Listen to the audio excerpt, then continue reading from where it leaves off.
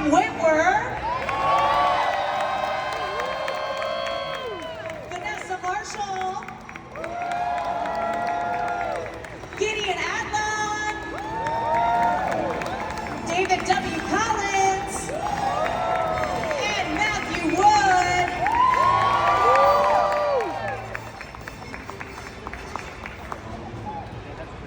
This is unexpected. How are we? Sit on the water. Excellent. Hi, everybody. Are we cozy? Are we good? You guys good? Need anything? Great. You good? Oh, love it. Love it. Okay. How is everybody enjoying their FanExpo so far? It's great. It's good. I like it. Yeah. Love it. Fun. Good to see you guys. You guys having a good time? I know, David, I feel like you're usually in this chair. I'm intimidated. I'm sorry? I feel like you're usually here and I'm intimidated. I can't even. I'm just kidding. Where's the monitor? We can't hear each other.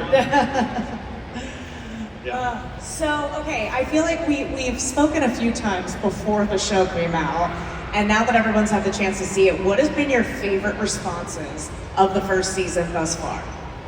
Favorite responses from the first season, guys. What do you think? 100% on Rotten Tomatoes, and the Andor of animation, that's pretty awesome. Good response. That's good. My brother liked it. Okay, that's That's a good. good response.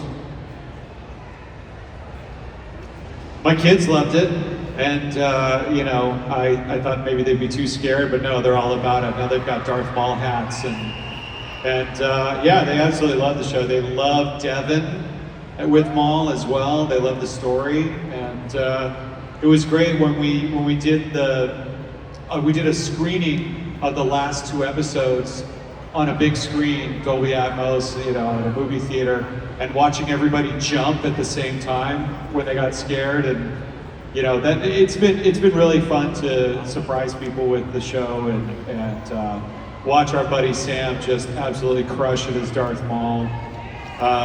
It's just been so great to see Maul finally get his own series and to have a chance to work together on it. Sam, I gotta put you on the spot because we were talking about iconic Maul lines, and I was like, oh, like the Kenobi one is one that people like quote all the time, and I said, what's your favorite Maul line of all time? And you said it's in this season. Not this season. What do you mean? Another season. Oh my God, you can't keep moving the So needle. sorry. We're kicking that can down the road. Okay. Yeah. No. There's a really good line. Hopefully it's in season 2. But these things change quite a bit. Okay. Right now it is in. Okay. And if it is not, I don't know. I'll say it anyway at some point. Okay. Yeah. Okay. Well, coming into the series in general, like what were you most excited to explore in terms of just like, I mean, it's the first series where it's a villain's story. So what were you most excited to explore about that? Well, I was hoping that we would get into that we would explore his point of view, because villains don't think that they are villains. They see things from a particular point of view. And I was very happy that in season 1 I felt like we achieved that we really saw what he thought he was doing versus what he maybe is really doing, which what he thinks he's doing is a really good thing. What he actually did is he helped murder a Jedi Master, I guess. Spoiler alert. Really, but that was Vader. Vader did that. Sorry. I know you're still... She's mad at me for that. But she's I'm gonna be processing. She's gonna be Still fine. processing. She's a great apprentice. It's cool. I hope you've all seen the whole season. I'm sure they have, right? Spoiler Right? alert. You know, there's still people who are waiting. I don't know for what.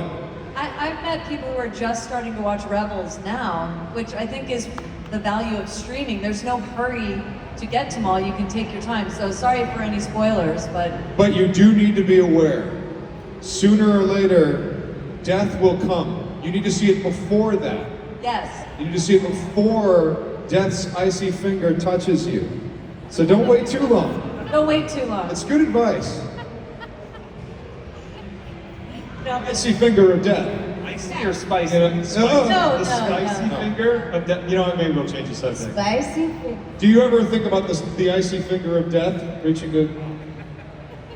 Every day. Every day, yeah. I mean, it keeps me motivated. Yep. What is going on here? Now, Vanessa, I want to ask you, I mean, we mentioned this, but during Star Wars Celebration, when everyone's like, what is Vanessa doing here? We were all a little suspicious that something was going to be announced back in Japan. How long had you been holding on to the secret that you would be returning in Maul? And just tell me about just kind of coming back as recast.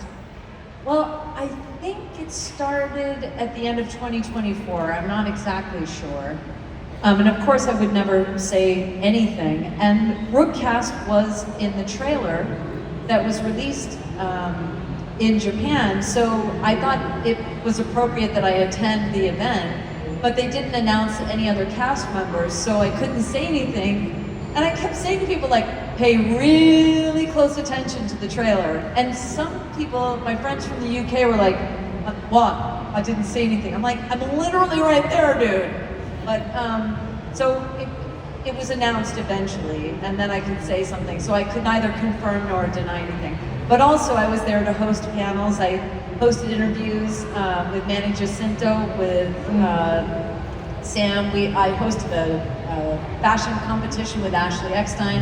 So I went to Star Wars Celebration to help facilitate things, but also as a fan. So I'm a Star Wars fan first. Yes. As the fans, though, we always get suspicious. We're like, something's afoot. Sort of, you were right. Gideon, hi. Hi. Okay, so Devin, I mean, I'm curious now what the response to this character has been like for you. People love her. I want to dive into this moment in the finale at some point, but just tell me a little bit about what it kind of feels like to be on the other side of season 1 and seeing the fan response to this character. Well, one of the things that kept me calm is someone that's extremely new to this Star Wars world, galaxy, all of it, and learning a lot about Star Wars through our show. And that's what Sam said to me at the beginning, because I was quite nervous about cons and meeting everyone and the questions I might be asked, and if I'm well versed enough in Star Wars. And I'm totally not yet. Just being completely honest, I'm still learning, but I'm learning through all of the fans, which is also incredible to meet everybody that loves our show so much and people that already love Devin so much. But yeah, I'm learning about this world through our show, and I'm learning about Devin through really, honestly, experiences that I've had in my life as when I was a teenager, as a woman now. I can't give things away. But Devin is really coming from inside, deep inside of myself, and I know her very, very, very well, and I feel very comfortable in her. And something I just want to add is that it's been quite incredible to be a part of a project where you have, like, people have listened to my ideas for Devin. Which is very satisfying as an actor. And it's also been very important for me to, Devin is a new character, and Star Wars, there are many incredible, strong female characters, but it is still very male-dominated in a way. And I really wanted her to stand out and connect to men and women, and boys and girls, everybody, and I feel like she's done that so far, so that's a really nice feeling. Yeah, absolutely. That's awesome. Yes. And Sam, just to add to that, what was it like for you building the kind of this dynamic with Gideon and their character dynamic as well? Well, when you watch season 1, you discover that Maul starts training her the moment he meets her. He starts, every time they encounter each other, it's a new lesson that he needs her to learn to move on. And so part of the fun of having Gideon there is she is, as an actor, extraordinarily gifted and really experienced, but as a Jedi, less experienced. So she'd say to me like, "Hey, should I watch a bunch of Star Wars?" And I said, "Don't do that. No, learn from what we're doing in the show, because your character is taking the world in the same way that Taylor Gray as Ezra Bridger, he had never seen any Star Wars, and Dave Filoni, when he caught wind of that, he said, "Oh my God, don't watch Star Wars, don't watch any of it. Learn it all from Freddie." So Freddie taught Taylor about Star Wars through those scenes, and so I'm doing the dark side version of that with Gideon. So I don't know, maybe when we're all done, Gideon's gonna be like, "So Star Wars is about conquering and destroying people?" And I'm like, yeah, that's it. You got it. I had some Star Wars knowledge. Like, I watched the movies growing up, but it can get very, very deep, and I'm learning how to get that deep still. And I'll get there. She went and saw Revenge of the Sith with us because Matt Wood was doing a screening over at the Fox lot for a full Atmos mix of Revenge of the Sith. So we got to see that in the theater, and so she came with. That was really, really fun. But what's so cool about Gideon is that she really does own that character, and I've said this before, I will say it again, I wouldn't know how to play Maul as the teacher if it wasn't for her performance. I have no idea what to do with that unless she's there with me. So it's a really, really great challenge for both Maul the character and me as an actor, because she's so unpredictable in a great way. Yeah. For Matt and David, I want to ask you, what is something in this season do you think that is unique to Star Wars that we have not seen before on screen, or maybe even something that you discovered in your own work where you were like, wow, we're going to play with this, it is going to be just something completely new that we've never done before? Maul Shadow Lord starts out and just empties you, as an audience member, it just drops you off into the world of Gen X in this very sort of film noir homage that I worked really hard on making sure that it felt like it was his own world. There's new police sirens and police cars, but what does a police force in Star Wars sound like? What does a police space phone at police headquarters sound like? These are actually real challenges. And the idea for that planet, to make it sort of Blade Runner-ish, but also very classic film noir Hollywood, was to really strongly set that up. And then that makes it so much more powerful when the Empire shows up to basically swallow it whole and devastate it. And so giving it its own sort of culture, its own feel, as a unique place that Devin and Docky happen to be hiding out in, as well as Maul and Rookcast. That was really important. And doing that then, and then also honoring the style. I mean, the Lucasfilm animation team did such an incredible job updating their visuals, and that painterly style that they went for really looks spectacular. So when you're working on it, you want to just rise to the occasion and create something that sounds spectacular as well. Other than that, my simple answer would be 6 people fighting with lightsabers, 3 of which are double-bladed. There were 9 blades on screen, and oh my God! That was quite a mix. Even Ben Burtt stopped me at the ranch at lunch, and he was like, "How's it going?" And I said, "Well, I got 6 people fighting with lightsabers," and he knew exactly what the struggles were going to be in the mix. And he's like, "Let me guess." And he starts talking to me about some of the technical sides of making that really clear and punchy and powerful. That was a big deal. It's the animators and the fight choreographers like Stuart Lee and his son, they did an amazing job choreographing, Devin, Maul, the Inquisitors, Vader, Docky. I mean, it really was spectacular to see, and also quite scary to begin work on as a sound designer and editor. Yeah. For me, I think it's just watching the evolution of Lucasfilm Animation as a company and seeing, being there right at the inception of when we came up with the Clone Wars and watching a lot of that team through the years evolve and see it on the screen. And I think when we all went to that event at Disney to show the finale, and we saw it on a really big screen with a full audience, it really just put you in that place. And is it Joel Aaron that did all the painterly sort of looking? Is that a lot? Yeah, of yeah. Those visuals just is like something I've never seen before in Lucasfilm animation. And even sitting there with Dave Filoni and watching it with him and having that reaction to experiencing that, know how far we've come as a company, and that I'm watching a lot of the same key players all the way through to now, and the evolution of what we've created is that's been for me something that's really been dear to my heart. And then knowing that we have a lot of Star Wars that we work on at Skywalker Ranch, and just knowing that I have such a solid partner in sound that has done such a great job on this show and hired a fantastic crew and just loves it as much as we all do. So having that confidence to know that David has brought such an incredible soundscape to what we've done, and just everything across the board.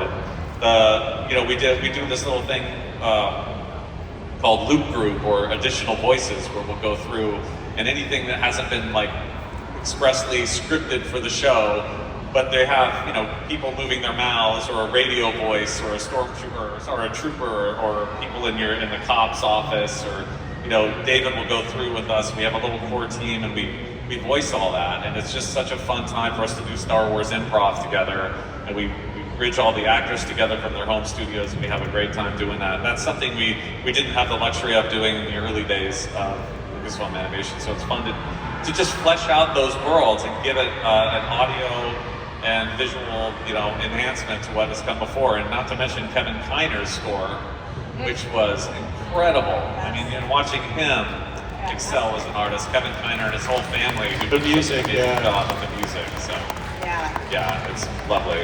I have to say, like, when I'm thinking about the sound too, there's in the finale, it's Gideon is yelling, and there's like this kind of guttural yell that comes from Devin that is one of, like, if I was standing, I would have taken a step back. Are there any behind the scenes details you can tell me about what went into that moment?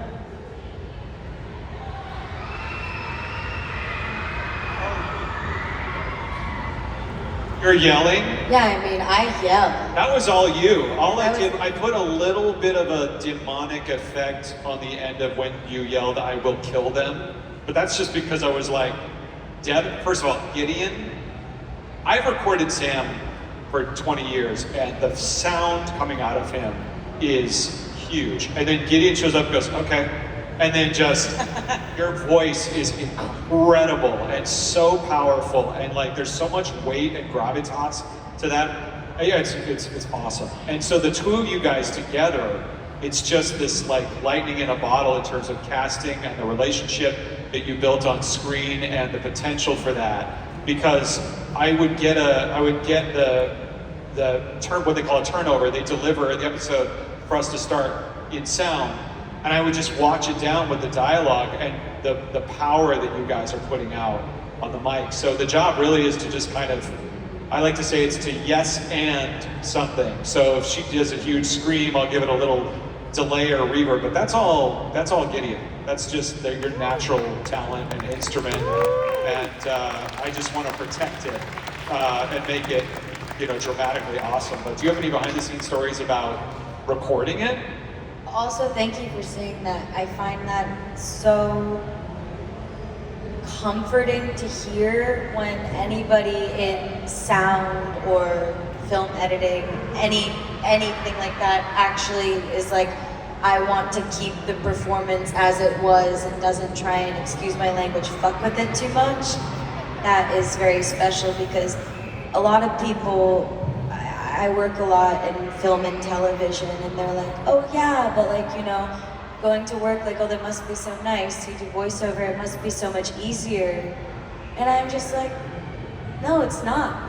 Like, sure, maybe you could go to work and your sweatpants if you want, and you don't have to change into wardrobe, but you're sweating, you're crying, you're screaming, you're getting nauseous from the emotion you're putting out, you're moving around, you look like a fucking freak, and you can't be afraid. Like, you literally just have to let it go.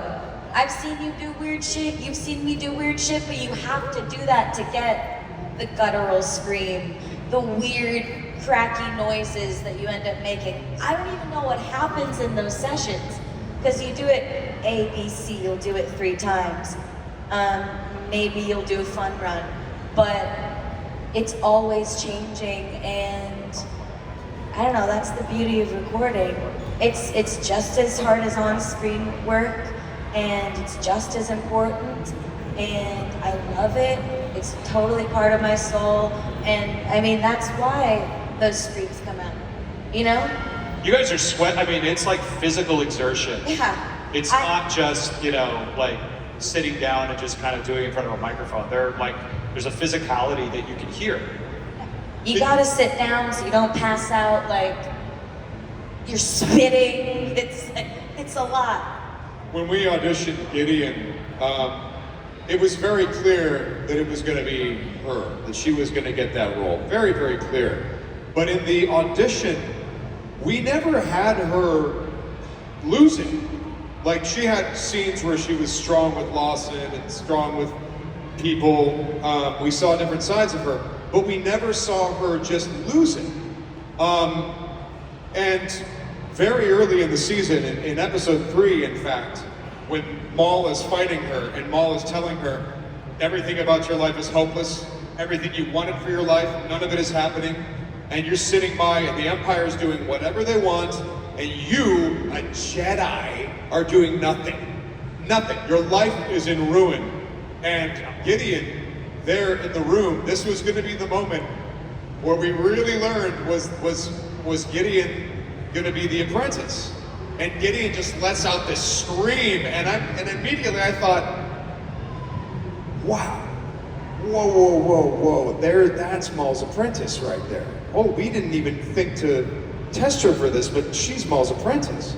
Can you imagine what it would be like if we were with an actor who didn't have that range, who wouldn't go there? Because with Gideon, you ask her once and she will go there. You don't need to, okay, a little bit more, can you give me a little bit more? No, she's gonna give you everything she has.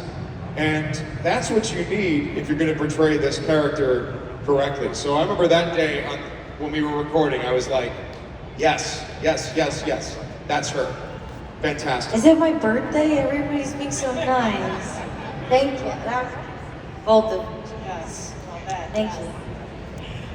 Vanessa, I want to ask you, when you're playing 2 different characters in the Star Wars universe, does your strategy in the booth change at all? Like, do you kind of have a different, like the amount you give in one character versus the other, the kind of physicality, anything like that change between characters? Yeah, I feel like Hera leads with her heart. She is a tactician, she's a great pilot, she's also able to protect and defend herself, so she's good at combat. But I think she's looking to reason with people and recruit, as opposed to take out a flamethrower and decimate people in the name of her lord. You know what I mean? Yeah, so I think Rook has a shoot first, ask questions later mentality.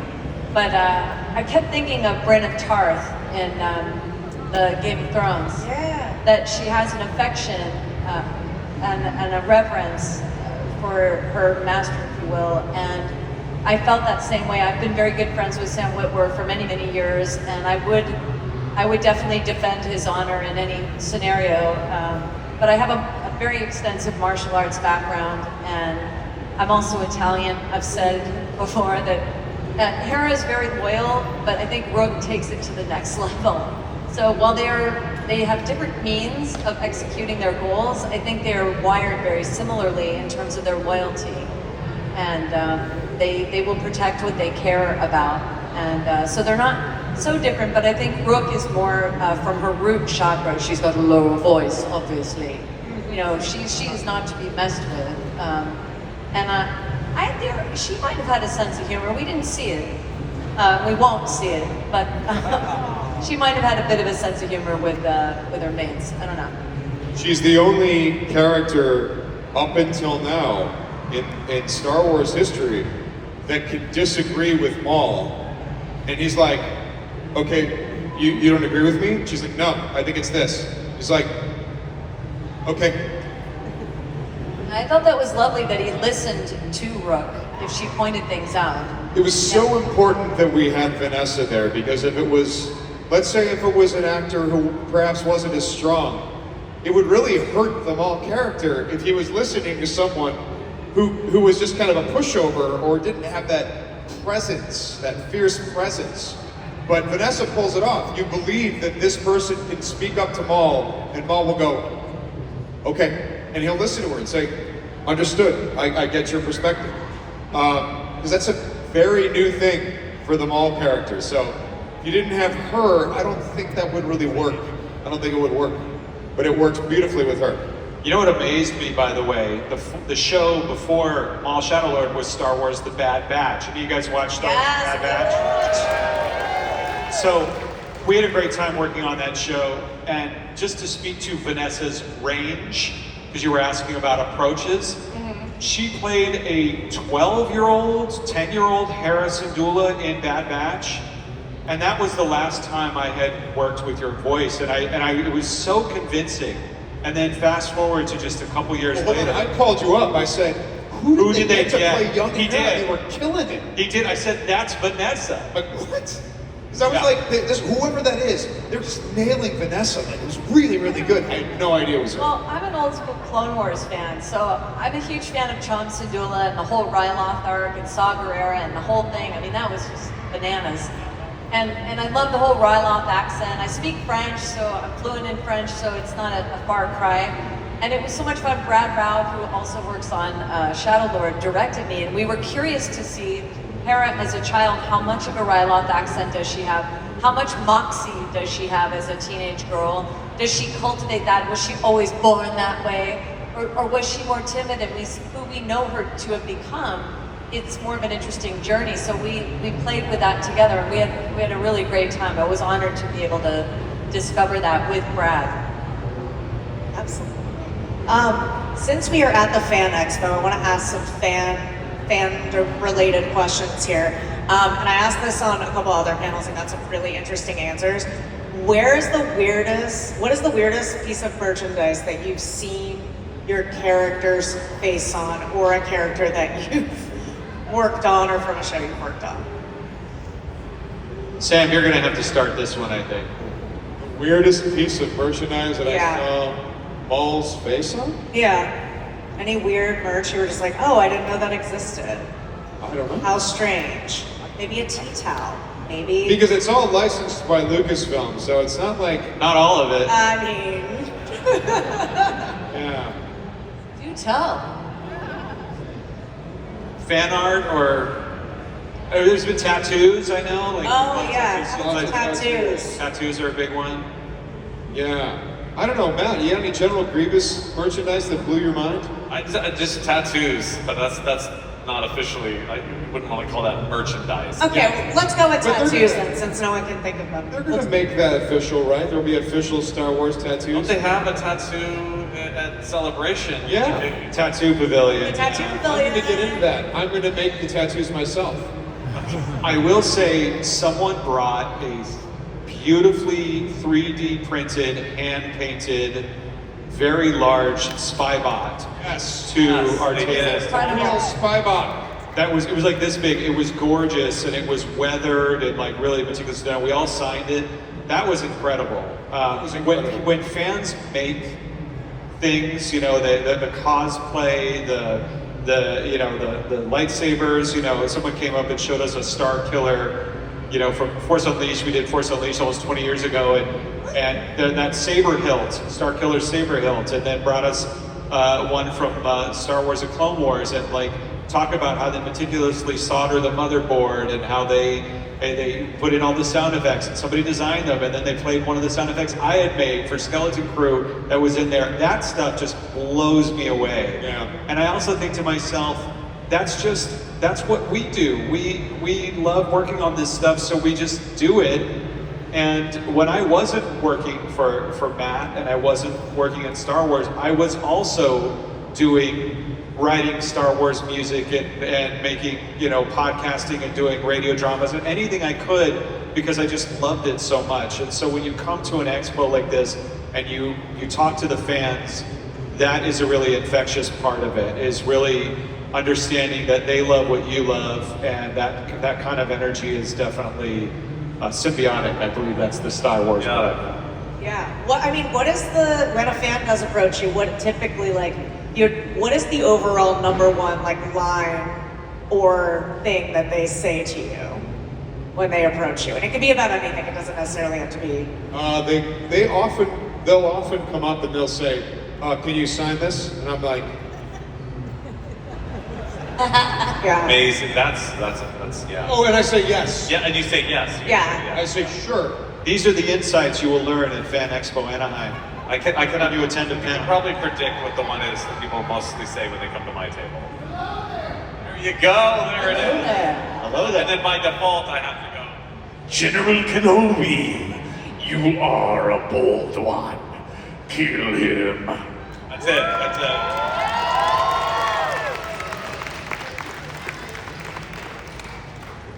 Did I tell you that I did an audiobook at one point, or an audio story in an audiobook, and General Grievous shows up, and I never realized how exhausting that voice could be.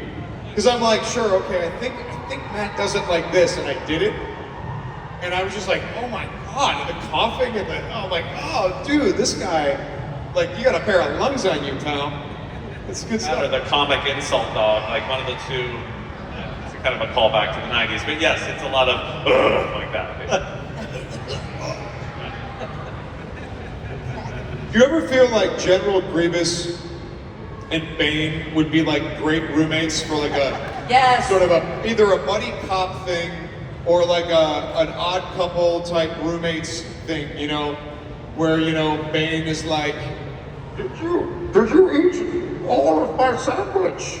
Grievous is like, I don't even have a mouth. How am I supposed to do that?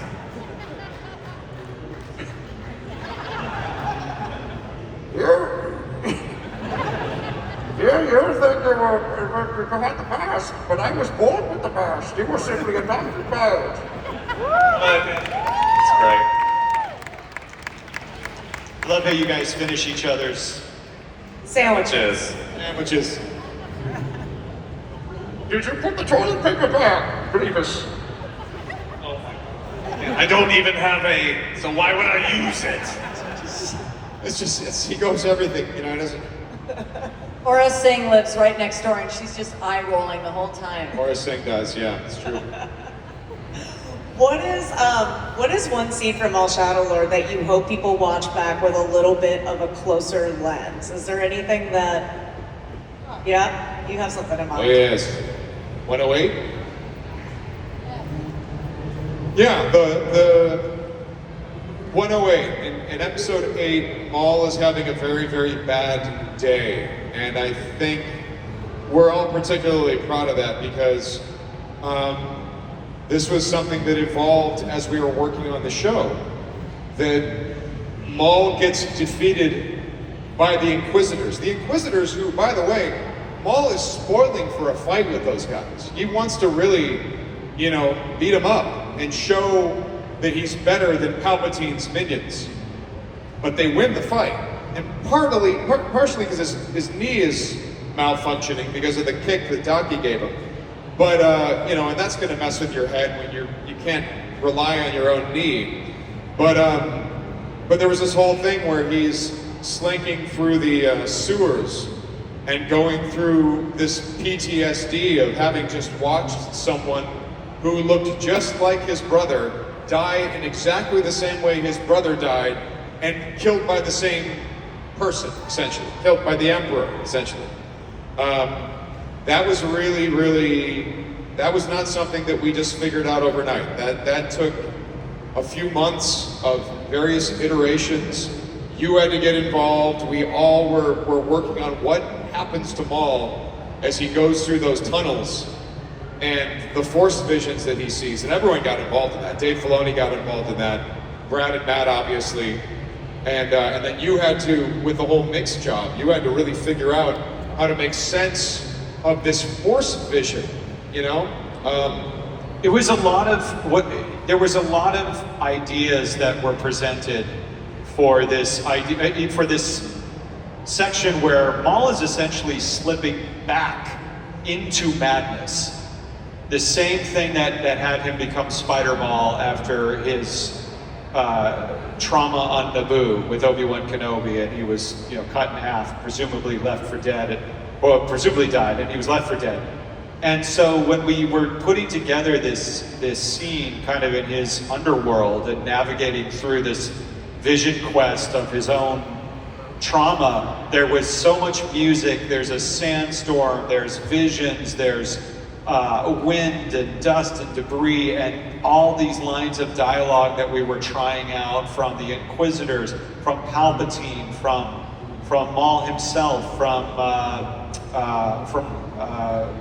Savage, Oppress. And eventually what came together, and this was after multiple attempts at editing the episode, at mixing the episode. We recorded it a few times. A We few recorded that times. whole sequence several times. Sam just losing his mind in front of the microphone, really going for it, lots of emotion. But there were moments that just kind of revealed themselves the more we worked on it. And the first time I mixed it, Brad said, you know what, try it again, we'll come back in a month, go nuts. And that led to me combining lines of Savage and Maul. It led to me, Matt once gave me an assignment. He said, hey, I need you to remaster the first 6 Star Wars films for airplanes. Do you remember this? What? So, did I ever tell you this? No! Yeah, so if you watch those movies on a plane, I was like, he had me assemble the reels, and I got to just sit there and study those movies like for a couple months, But that means I knew where the stems were for the Phantom Menace. So I absolutely went and grabbed Ewan McGregor's No, and I grabbed the sound of the laser gates when they're opening on the move. And I kept it exactly how you guys did it in the movie, with that same rhythm, because sound has emotional memory, and the rhythm of a movie, we have ingested it and seen it a million times. So I kept that rhythm in there, and that triggers your Kenobi, and then that's actually Ewan McGregor's voice you hear coming up and going, and that's how Maul remembers it. That's not how it happened, but that's how Maul remembers it. Whoa. Right? That's how it happened. He came at me, man. I don't know, I've seen the movie. I was walking around Naboo, chilling out. And he just came up to you and they said, just started going, dun, dun, dun, dun, dun, dun. I'm like, what? Okay, look, we'll handle this. We'll take the long way. I'm just walking. There was a garden. It was nice. Okay, I'll fight these guys. Sorry, continue. Propaganda, guys. you're really turning me around here. I'm sorry, I didn't realize that was what it was. Yeah, no, It was a bad day, David. It was a bad day. Well, and this is another bad day where he's reliving all of that, and that took a lot of iteration. It's different, Clone Wars was like 26 episodes a season. This is more like a very linear 3.5-hour story in chapters, 10 episodes. And that means that our process was much more iterative than it has been in the past. It was like, try it again. They would do these continuity reviews where they would look at it and find ways to make it better, which was the mandate about the whole show, is just do more, do it better, do it bigger. And that, I think that episode, to answer your question initially, remember that was like a year ago when she asked that question, was to basically just hammer on that. And I think that style of working, that sequence in chapter 8, the creeping fear, best exemplifies that new working process together as a team. It was fantastic, yes. On that note, we know we are getting a season 2, which is very exciting. What is one thing that you are very much looking forward to diving into next season? I know you can't say much, but just give us a little teaseroo. Finding my lungs. Yeah. What can I say about it? I can tell you that the season 2 finale is NDA. I can tell you snipers. No. The Lucasfilm snipers. Red dots appear on our I was forehead. going to say, I don't know if there's anything we can say other than that No. it's in production. We're I was making about to say something that you could totally say that could get the audience excited, but it's okay. I'm too scared. No, I'm too scared. the Finale of season 2 is pretty epic. Pretty epic. Okay. All right. All right. We're dead. Well, as we wrap up here at FanExpo, is there anything, I'm just going to give you the floor, is there anything you want to say to the fans before we head out here? Thank you so much. Thank you. Come find us downstairs. Yeah, come to the Love to talk basement. to you. Yes. Come say hi to us. We want to give you a big Star Wars family hug. They keep the celebrities in the basement. I'm just curious, how many Clone Wars fans are there here? So, as a Clone Wars fan, I just want to say to you guys, thank you for the amount of care and attention that you took to give us the soul food of those moments with Savage Opress. Because in your processing that trauma, I think you helped us have closure with what we witnessed in the Clone Wars. And that's the kind of care and attention that this team brought. And as a Clone Wars fan, it meant everything to me. So let's give them some love and say thank you back, yeah? They worked tirelessly, and I'm so grateful. Anyway, and we thank you for understanding all of that and appreciating it. Thank you. Without you, we have nothing. That's right. It's true. Thank you so much. That's awesome. Well, I want to say thank you to all of you for coming out. I want to say thank you. Everybody give it up for Maul Shadow Lord. Thank you. Thank you. May the force be with you. Enjoy your FanExpo, and we will see you all next time. Thank you.